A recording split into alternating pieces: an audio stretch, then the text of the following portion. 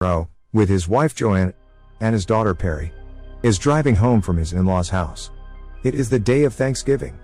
The couple argues about their relationship, as Perry sits in the backseat listening to music on her headphones.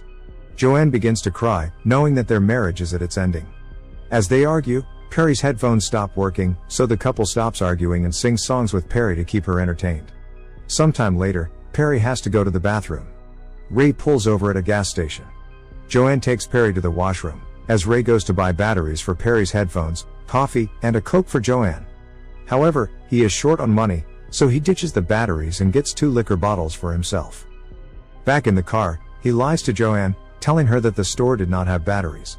Ray is about to start the car, when Perry notices that her compact is missing. When they do not find it in the car, Joanne goes to look for it in the washroom. Ray gets up to check under Perry's seat but accidentally drops his coffee. Perry is outside the car. As Ray is distracted, Perry wanders off to a nearby construction site. She sees a balloon and goes near it. Just then, a dog comes near her. She starts calling Ray for help. As Perry retreats, she is stuck between the dog and a construction pit. Ray finally notices the dog, and asks Perry not to move and slowly tries to avert the dog's direction towards himself. Just as Ray throws a stone at it, Perry gets scared and falls into the pit. Ray runs to save her and falls into the pit as well. He falls unconscious. He wakes up a few seconds later and sees Joanne running towards them. Perry lies unconscious beside him, while Joanne checks her for injuries. Ray is still in shock and doesn't say anything. Joanne comes to him crying hysterically, but he pushes her aside. Ray closes his eyes, and when he opens it, everything seems normal. Perry opens her eyes, and he takes a sigh of relief. However, her arm seems to be fractured, so Ray gently picks Perry and takes her to the car. Joanne suggests they call an ambulance, but Ray claims to see a hospital nearby. While they drive to the hospital, Ray nearly crashes into another car. Perry lies in the backseat with Joanne and is in a lot of pain. When the family gets to the hospital, Joanne and Perry sit in the waiting area as Ray checks them in. The hospital is crowded, so the receptionist tells him to wait for their turn. As the 3 of them wait, Perry whimpers in pain.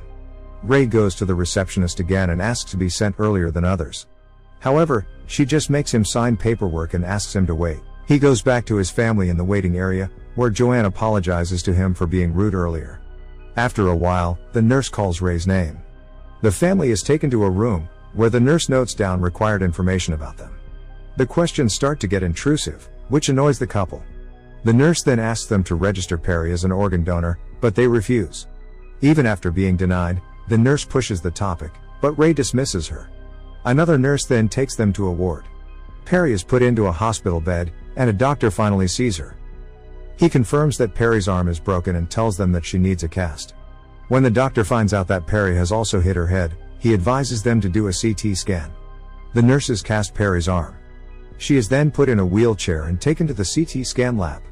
It turns out that only one parent can go to the area at once, so Ray stays outside. Perry tells him that she loves him before they part. Ray falls asleep while waiting for them. He wakes up in a few hours, and asks the receptionist about his family, but since the shifts have changed, she doesn't know anything. She asks him to wait while she checks the records. It has been several minutes, but the receptionist doesn't say anything. Ray asks her again, this time a little annoyed. She then checks the morning record, but Perry's name is not in it. Frustrated, Ray asks to see the doctor who checked Perry, but he has changed shifts too. Agitated, Ray yells at the receptionist and bangs her desk, so she immediately calls the CT room. However, the person from the lab tells her that only one old woman has come to the lab that day. Ray is beyond frustrated. He angrily asks her about his family, but the receptionist looks at him as if he is crazy. She even blames him for coming into the wrong hospital. Ray insists that it is not possible, but she ignores him and starts talking to someone else. Worried about his family, Ray runs to the restricted area of the hospital, only to be stopped by the officials there. He informs them of their visit this morning. The doctor checks the day's record but sees no patient by the name of Monroe. Frustrated, Ray looks around and sees the nurse who helped them earlier.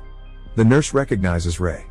Believing that he has proved his point, Ray sighs in relief, but the nurse adds that she doesn't know anything about his daughter or his wife. According to her, Ray came in for a head injury and was alone. Agitated, Ray blames the nurse for lying. The doctor assumes he has a contusion from his head injury and offers to treat him. However, Ray almost attacks the nurse and has to be restrained. The doctor injects him with sedatives to calm him down. He is then locked into a room by the guards. Ray tries to unlock the door, but the drugs make him hazy. To make the sedative not work, he injects himself with an injection he finds in the cabinets. He then tries to unlock the door again, but it doesn't work. Hence, he breaks the glass door and runs out of the room. However, before he can escape, people notice him running away. The security chases him, but Ray somehow manages to run out of the hospital and hide in his car. A police car is right outside the hospital too. Taking the opportunity, Ray stops the car and tells the police about Joanne and Perry. The police, suspecting that he is lying, ask for identification. After he shows them his ID, they agree to help him. The receptionist sees Ray walk into the hospital again, but this time, she cannot do anything because of the police officers. She calls the security before assisting them. The guards then let them in. Ray takes the police to the doctor from earlier. The doctor admits that there can be a mistake in the records, and Ray demands they be taken to the CT lab. The doctor agrees, however, the guards take them to the third floor. Ray clearly remembers the CT lab being in the basement. At the lab, it is clear that Perry was never there. Ray then demands to call Dr. Bertram, who had checked Perry that morning. The staff obliges. Just then, the receptionist comes in with the paper that Ray had signed this morning. However, it doesn't prove the presence of Joanne and Perry. Dr. Bertram finally arrives, and reveals that Ray came to the hospital alone to get treated for his head injury. The doctor had asked him to do a CT scan, but he refused, saying that his wife Abby was waiting for him outside. The police officers get suspicious of Ray because he has told them that his wife's name is Joanne, not Abby. Ray then reveals that Abby is his ex-wife, who has been dead for years. Helpless, Ray accuses the hospital of kidnapping his family. The security guard suggests they look at the CCTV camera footage to see if Ray is lying. The group then watches the footage for the morning, but Perry and Joanne are in none of them. Ray claims that it is because of the camera's angle. The police officers do not believe Ray's story anymore. Ray then asks them to go to the gas station to figure the truth. He even finds Perry's scarf near the hospital bed she was in the morning. He claims that this proves she was here, but the police need more evidence than that. The doctors suspect that Ray is not in a mentally stable condition, so they introduce him to a psychiatrist named Teresa Jacobs. Teresa takes Ray to a room and shows him his administration record, which doesn't mention Perry or Joanne. Teresa calmly talks to him and inquires about the incidents of that morning. She also asks him about Abby. Ray then reveals that Abby died 8 years ago in a car accident, and he couldn't save her because he was drunk. Frustrated, he starts to cry. Teresa now knows for sure that something is wrong. She suggests the police go look at the place the accident occurred this morning. According to Teresa, Joanne and Perry might still be there. The police officers then take Ray and Teresa to the construction site again. They call for backup to help them with the search. Then they find Perry's compact on the pit. They also see a pool of dried blood in the concrete. The police realize that this cannot be Ray's blood, because his injury isn't that bad. The missing people and the blood make the officers realize that the place is a crime scene. However, Ray, in turn, blames the police officers for planting the compact and the blood to falsely accuse Ray. He believes that the police want to save the hospital for what they have done to Joanne and Perry. Teresa, on the other hand, tries to calm Ray down and asks him what happened to Perry. Ray starts to blabber. Teresa then asks him if he pushed Perry down the pit. This makes Ray go silent. He doesn't move and stares into the distance. The police then arrest him on the suspicion of killing his wife and his daughter. As they are about to handcuff him, Ray snaps. He snatches the officer's gun and points it at Teresa. Then, he makes them go into the gas station and locks them there. Taking Teresa's keycard, Ray drives to the hospital in a police car. He hides the gun and goes inside. His plan is to go to the basement, where he believes that Joanne and Perry are captured. While he is at it, he comes across the maternity room. The children remind him of the day Abby died. He reminisces of the death which had killed both Abby and his unborn kid. He somehow manages to get a doctor's apron and disguises himself as one. He gets into the elevator and is about to go to the basement, but the security guard from earlier joins him. He and Ray get into a fight.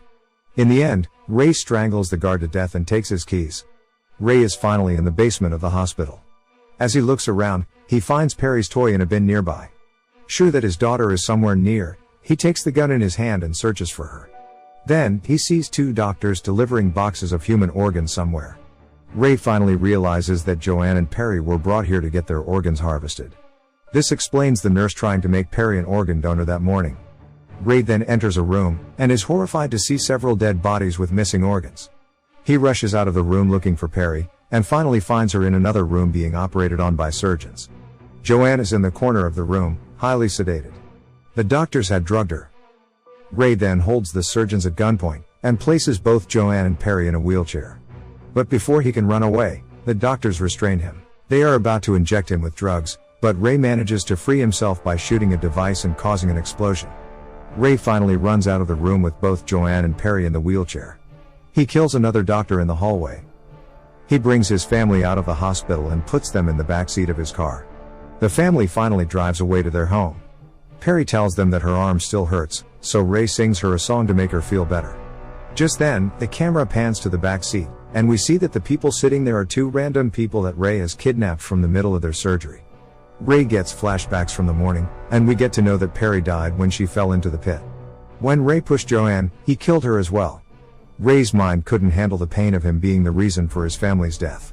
Hence, his mind constructs a new reality in which both his wife and daughter are still alive. Ray believes he is rescuing them, but it is revealed that he has kidnapped a random patient from surgery. Joanne and Perry's dead bodies were inside the trunk of his car the whole time. The movie ends as Ray hallucinates Joanne telling him to take them home. And that's the heartbreaking ending of the movie.